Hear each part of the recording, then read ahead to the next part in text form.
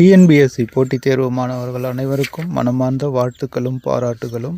நாம் இன்றைய வகுப்பில் விடுதலை போராட்டத்தில் தமிழ்நாட்டின் பங்கு பார்ட் 5 வீடியோவை பற்றி இப்போது பார்க்கலாம். அதாவது விடுதலை போராட்டத்தில் தமிழ்நாட்டின் பங்கு என்பதை பற்றி ஏற்கனவே 4 வீடியோக்கள் பதிவேற்றம் செய்யப்பட்டுள்ளது. அதன் தொடர்ச்சியாக இன்று பார்ட் 5 ஆனது பதிவேற்றம் செய்யப்படுகிறது. நண்பர்களை பார்த்து பயன்பெறுங்கள். இந்த பகுதியானது டிஎன்பிஎஸ்சி தேர்வில் அதிமுக்கியத்துவம் வாய்ந்தது. அதனால்தான் டிஎன்பிஎஸ்சியால் பரிந்துரைக்கப்பட்ட டாக்டர் கா வெங்கடேசன் அவர்கள் எழுதிய இந்திய விடுதலை போராட்ட வரலாறு என்ற புத்தகத்தில் இருந்து முக்கியமான குறிப்புகளை எடுத்து உங்களுக்காக நடத்தப்படுகிறது. இதில் உள்ள ஒவ்வொரு வரிகளும் முக்கியத்துவம் வாய்ந்தவை. ஏனென்றால் டிஎன்பிஎஸ்சி தேர்வுகளில் இதில் உள்ள வரிகளை அப்படியே நேரடியாக கேள்விகளாக கேட்டு இருக்கிறார்கள். அதன் முக்கியத்துவம் கருதிதான் இதை பல பகுதிகளாக பிரித்து நடத்தி வருகிறோம். அதன் அடிப்படையில் அதன் தொடர்ச்சியாக இன்று பார்ட் 5 வீடியோவானது பதிவிடப்படுகிறது. அதாவது விடுதலை போராட்டத்தில் தமிழ்நாட்டின் பங்கு பாகம் 5 ஆனது நடத்தப்படுகிறது. கேட்டு பயன்பெறுங்கள் நண்பர்களே. அதாவது நீதி கட்சியும் இரட்டை ஆட்சியும். தமிழ்நாட்டில் 1892 ஆதி திராவிடர் அமைப்பு ஏற்படுத்தப்பட்டது. 20ஆம் நூற்றாண்டின் துவக்கத்தில் டாக்டர் டி.எம். நாயர், தியாகராஜ செட்டியார், கேசவ பிள்ளை, நடேச முதலியார் போன்றோர் பிராமணர்களின் ஆதிக்கத்தை எதிர்த்து பிராமணர் அல்லாதோரின் உரிமைகளை கோரிப்பெற முயற்சித்தனர். சென்னையில் ஒரு திராவிடர் அமைப்பு தோற்றுவிக்கப்பட்டது. 1916 தென்னிந்தியர் நல உரிமை சங்கம் உருவாக்கப்பட்டது. அதுவே பின்னர் நீதி கட்சி என்ற பெயருடன் செயல்பட்டது. நீதி கட்சி இந்திய விடுதலை போராட்டத்தில் பங்கேற்காமல் பிராமணர் அல்லாதோர் நலன் காக்கும் இயக்கத்தில் தன்னை ஈடுபடுத்தி கொண்டது. அதற்கு காரணம், இந்தியாவுக்கு சுதந்திரம் கிடைத்தால் ஆட்சி ஆங்கிலேயரிடம் இருந்த பிராமணர்களுக்கு மாறுமேயன்றி முழு மக்களாட்சி ஆகாது என்று அக்கட்சி கருதியது. மாண்டேக் செம்ஸ்போர்ட் சீர்திருத்தம் கொண்டு வந்த இரட்டை ஆட்சி முறையை காங்கிரஸ் நிராகரித்தது. ஆனால் நீதி கட்சி அதை வரவேற்றது. பிரிட்டிஷ் ஆட்சிக்கு ஆதரவு அளித்தது.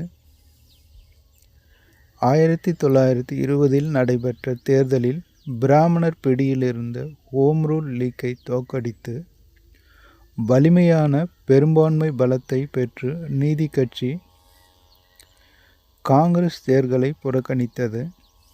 1920 1937 வரை நீதி கட்சி ஆட்சி பொறுப்பில் இருந்தது. சுப்பராயலு ரெட்டியார் தலைமையில் அமைச்சரவை பதவியேற்றது. அதன் பின் நடைபெற்ற தேர்தலில் நீதி கட்சி சுயராஜ்ய கட்சியை வென்று பனகல் அரசரின் தலைமையில் ஆட்சி அமைத்தது.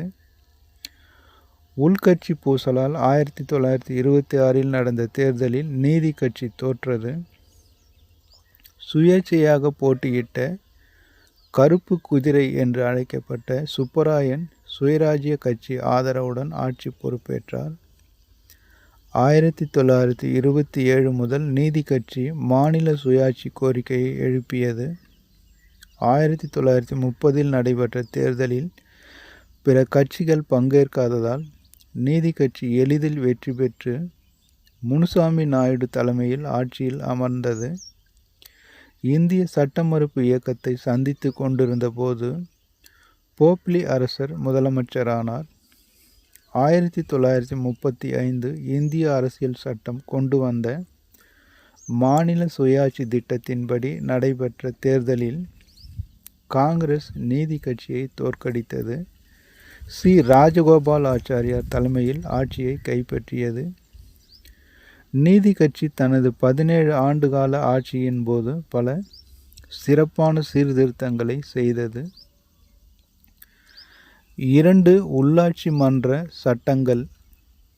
மதராஸ் தள போர்டுகள் சட்டம் 1920, மதராஸ் கிராம பஞ்சாயத்து சட்டம் 1920 மூலம் 3 அடுக்கு பஞ்சாயத்து முறைக்கு வலுவான அடித்தளம் அமைக்கப்பட்டது. 1921 பிறப்பிக்கப்பட்ட இனவாரி ஒதுக்கீட்டை அரசாங்க ஆணை பிராமணர் அல்லாதோரின் கல்வி மற்றும் வேலைவாய்ப்புக்கு உத்தரவாதம் அளித்தது. பணியாளர் தேர்வுக்குழு அமைக்கப்பட்டு பணி தேர்வு முறை சீரமைக்கப்பட்டது. கல்வி சேர்க்கை குழு மூலம் கல்வி சம உரிமை பாதுகாக்கப்பட்டது. வசதியற்றோர் கல்வி பெற கட்டண சலுகையும் நிதி உதவியும் அளிக்கப்பட்டது.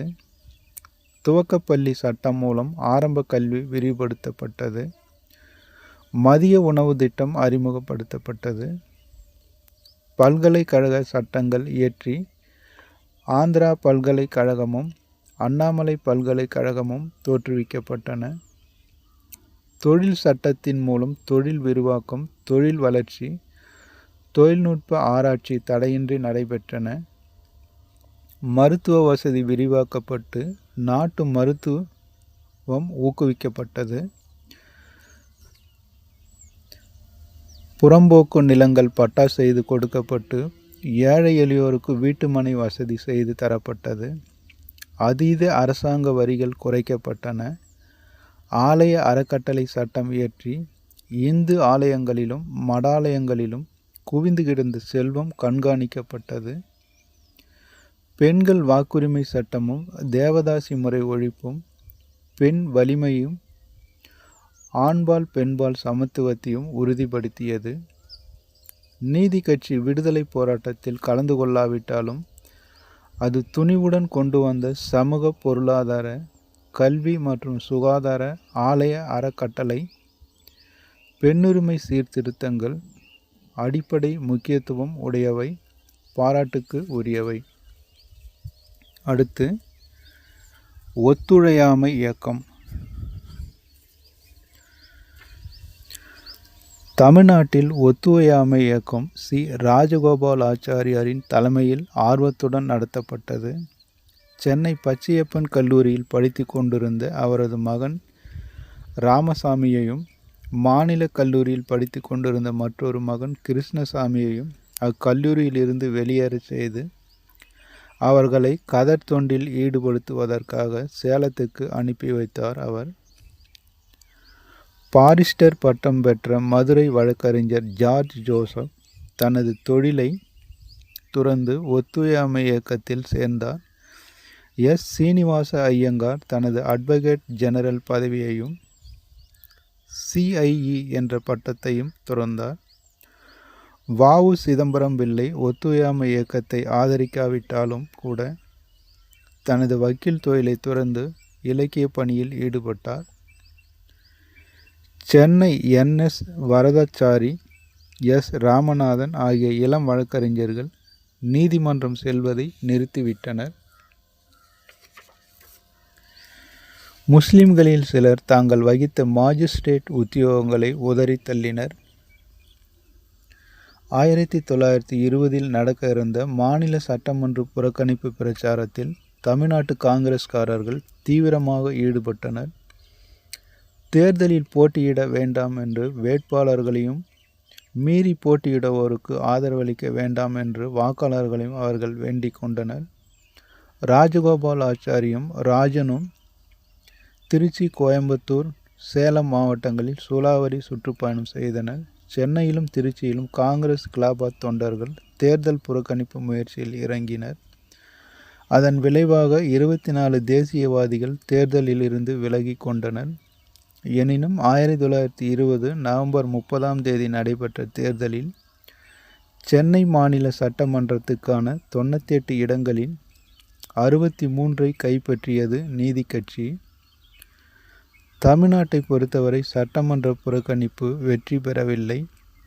நீதி கட்சி தேசிய நீரோட்டத்தில் இருந்து விலகி சென்று அரசாங்கத்தின் ஆதரவை பெற்று ஒத்துழையாமை இயக்கத்தை ஒதுக்கிவிட்டு மக்களின் செல்வாக்கை பயன்படுத்தி ஆட்சியை எளிதில் கைப்பற்றியது. 1921 ஜனவரி 10 சென்னைக்கு வருகை தந்த கானாட் கோமகனை புறக்கணித்தனர். தமிழ்நாட்டு காங்கிரஸ்காரர்கள் சென்னை நகரின் மூலை முடுக்குகளிலெல்லாம் கோமகன் புறக்கணிப்பை பிரச்சாரம் மும்முரமாக நடைபெற்றது.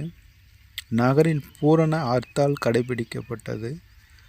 அன்று மாலை சென்னை கடற்கரை கூட்டத்தில் பல்லாயிரக்கணக்கான மக்கள் கலந்து கொண்டு கானாட் கோமகனது வருகை எதிர்ப்பு தெரிவித்தனர்.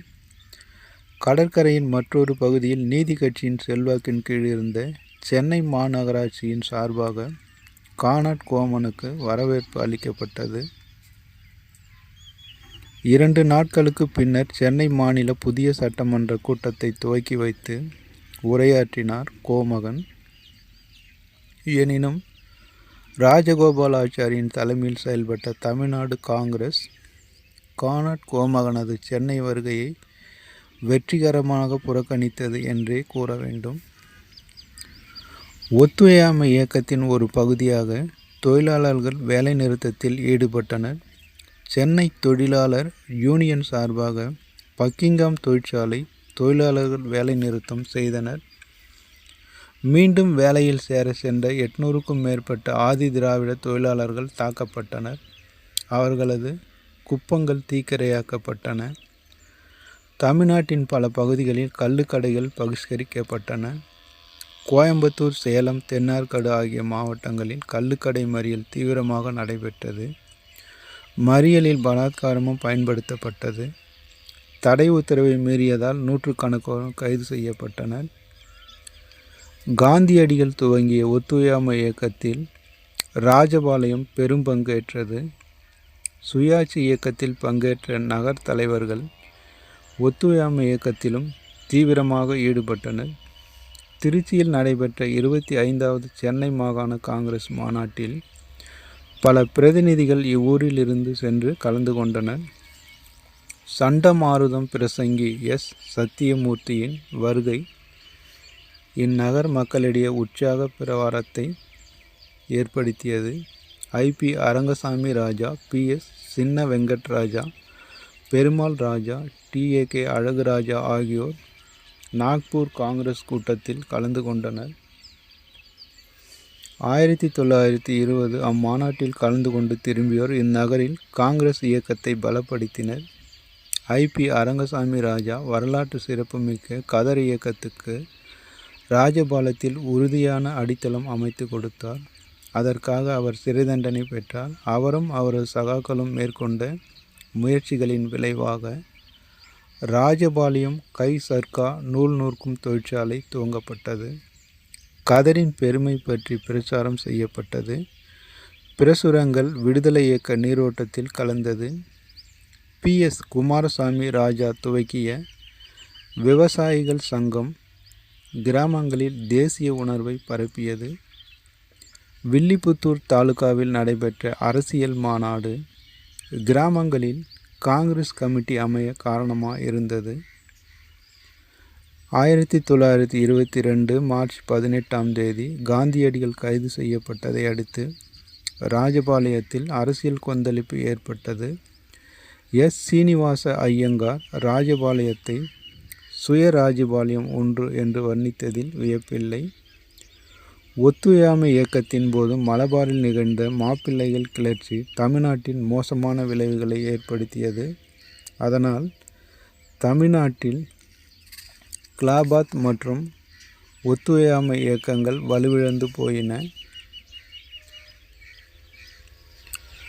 முஸ்லிம்களின் வன்முறைக்கு அஞ்சிய தமிழ்நாட்டு இந்துக்கள் ஒத்துழையாமை இயக்கத்தினின்றும் ஒதுங்கி கொள்ள துவங்கினர். திருச்சியில் பலப்பட்டிருந்த இந்து முஸ்லிம் மற்றும் ஒற்றுமை பலமற்று போயிற்று. மதுரை மாநகராட்சி உறுப்பினர்கள் காந்திக்கு கொடுக்கவிருந்த வரவேற்பை கைவிட்டனர். வேலூரில் முஸ்லிம்களிடையே பதட்ட நிலை ஏற்பட்டது. மாப்பிள்ளை கிளர்ச்சி கலங்கப்பட்டு போன ஒத்துழையாமை இயக்கத்தை மேலும் தொடர வேண்டாம் என ராஜகோபாலாச்சாரி சந்தேகித்தார். 1921 செப்டம்பர் மாதம் தமிழ்நாட்டுக்கு வருகை தந்த காந்தி இந்து முஸ்லிம் கேள்விக்குறியாக இருந்ததையும் காண தவறில்லை. இயக்கம் எவ்வாறு உருவெடுக்குமோ என்ற அச்சம் மக்களிடையே பரவலாக காணப்பட்டதாக குறிப்பிட்டார் காந்தி.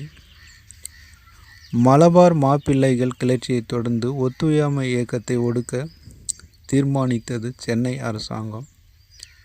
யாகூப் ஹாசன் கைது செய்யப்பட்டார். அப்துல் மஜீத் தமிழ்நாடு பத்திரிகை ஆசிரியர் வரதராஜுலு நாயுடு, தேசபக்தன் ஆசிரியர் குழுவினர் ஆகியோரும் கைது செய்யப்பட்டனர்.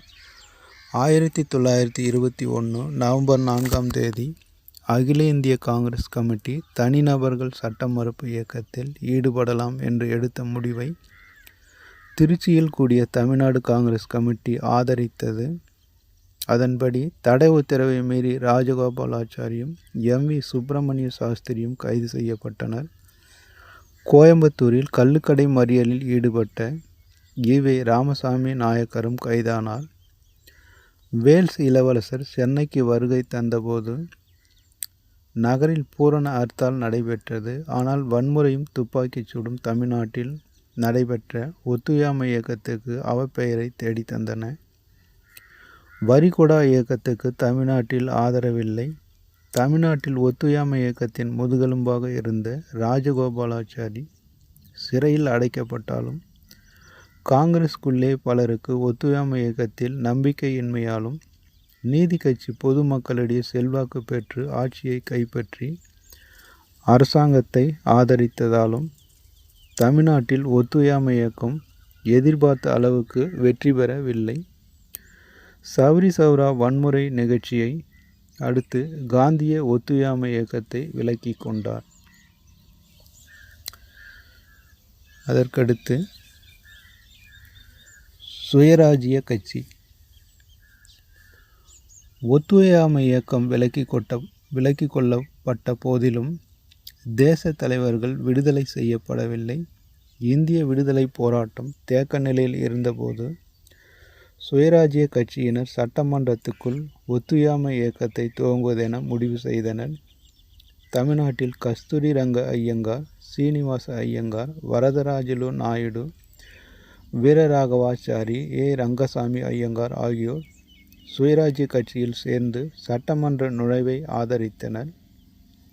1923 நவம்பர் 13 நடைபெற்ற மத்திய சட்டமன்ற தேர்தலில் தமிழ்நாட்டிலிருந்து தேர்ந்தெடுக்கப்பட்ட சுயராஜ்ய கட்சியினருள் ரங்கசாமி ஐயங்கார், சண்முகம் செட்டியார், சீனிவாச ஐயங்கார் ஆகியோர் குறிப்பிடத்தக்கவர்கள். சென்னை மாநில சட்டமன்ற தேர்தலில் சுயராஜ்ய கட்சி 41 இடங்களை பெற்றாலும் கூட அமைச்சரவையை அமைக்க மறுத்துவிட்டது. அதனால் டாக்டர் பி. சுப்பராயன் தலைமையில் சுயேட்சை அமைச்சரவை அமைக்கப்பட்டது. சுயராஜ்ய கட்சியும் நீதி கட்சியும் எதிர்க்கட்சியாக செயல்பட வேண்டியதாயிற்று.